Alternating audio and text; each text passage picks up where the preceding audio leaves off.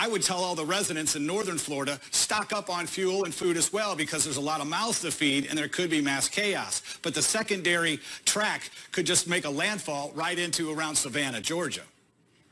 Jake? All right. Can see why. Yeah, not good news. Right now, Ebony, wind still 175, 922, hammering the far southeast Bahamas. But take us through the changes in this track so far. Yeah, so exactly what we were expecting. Initially, it's continuing on that west-northwesterly track. If we could get the graphic going, let's see.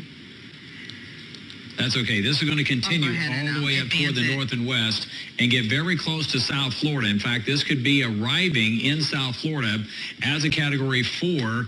Hopefully not a Category 5, but come on back in, Ebony. So this storm right near Miami, and the track continues to move further north from there. Yeah, and we were noticing models kind of taking it a little further west. This is what we're talking about as far as it not being good news. It definitely brings it further inland and right on top of Orlando by the time we get into Sunday. Yeah, so lots going on right through here. That's been the shift here. It still could continue to shift farther back offshore or even farther west right now. So that's what we're going to be watching. This is going to be Sunday, Sunday night, and Monday, something that we're certainly going to have to pay very close attention to. We're going to have a lot more coming up for you. Let me show you some more graphics right now. We've got the battle of the forecast models right now, and this is one of the big reasons that the track has shifted. The European model went to the west considerably, went all the way through here.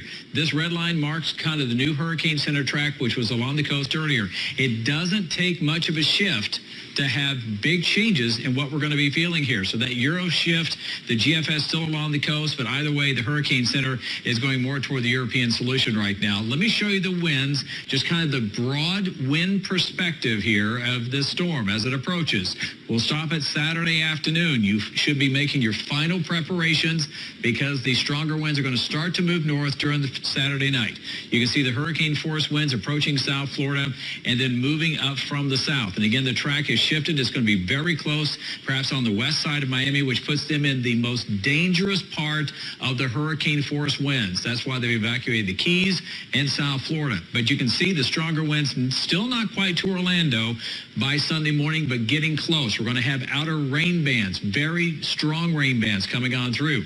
And this is Sunday at 6 p.m. Sunday, 6 p.m., possibly a Category 4 right heading into southern parts of Osceola, Polk County. Probably at least a major hurricane because we're moving it through extremely warm waters of the Everglades. It's kind of like being over the ocean down here. So that storm's going to keep moving to the north. We're starting to get hurricane force wind gusts in and around Orlando.